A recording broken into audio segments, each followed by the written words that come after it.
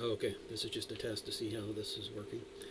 In 2 weeks, it'll be election day in Canada. I'll be working it as a registration officer probably out in Farmer Ridge Fire Hall, which is that way, about 10 kilometers. And please, everybody, bring these cards with you. It makes life a lot easier if you're registered and you got one, and bring your driver's license, and or bring 2 bills with your address on them. It makes life a lot easier on election day. And another thing is, I'll probably be doing about a video on Mikey Smith, who is a flat earther from Saskatchewan, which is about 3,500 kilometers from here. It's still in my country, but still a far ways away. Mikey right now is trying to sue the Canadian Space Agency because he went to a telescope in southern Saskatchewan and thought they were putting fake images in the telescope. Yeah. Mikey, I think Mikey is kind of not the brightest person, and I think some people are taking advantage of that by telling him he's smart and smarter than average people, and either to make fun of him or just to let him go on. But I have a little bit of experience using telescopes. For 2 years, I did telescope tours at UMB. This was a while ago, but I did telescope tours showing kids in elementary school and in a course at the nearby St. Thomas University, just to show them a few objects each night. And at St. Mary's, I used the Burt Gaffney Observatory with the old telescope and took images for first-year students for them to write papers on. So I have a little experience using telescopes, and also, here's the thing: the Canadian Space Agency does provide funding for a lot of astronomy projects, and they build things mostly for other telescopes. Canada doesn't really have many observatories in its own territory. We share telescopes with the U.S.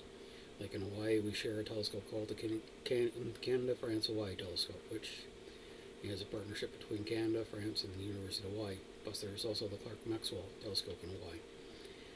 We build devices for the James Webb telescope and for many other observatories, so we can get use of those observatories.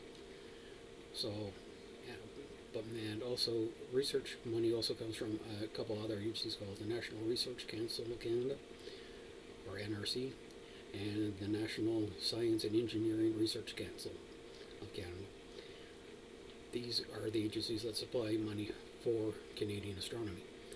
Also, there are several different organizations that that astronomers belong to in Canada. There's CASCA, which is the Canadian Astronomical Society, Canadian Astronomique. It's all blended together to form CASCA. That's primarily made of professional astronomers and students at universities. And then there's the Royal Astronomical Society of Canada, which is an amateur institution, but there's a lot of professionals that are also part of the RASC, and they have chapters all across Canada. The difference between a professional and an amateur is a professional gets paid for it. They generally have a degree. An amateur generally doesn't have a degree, but sometimes they do.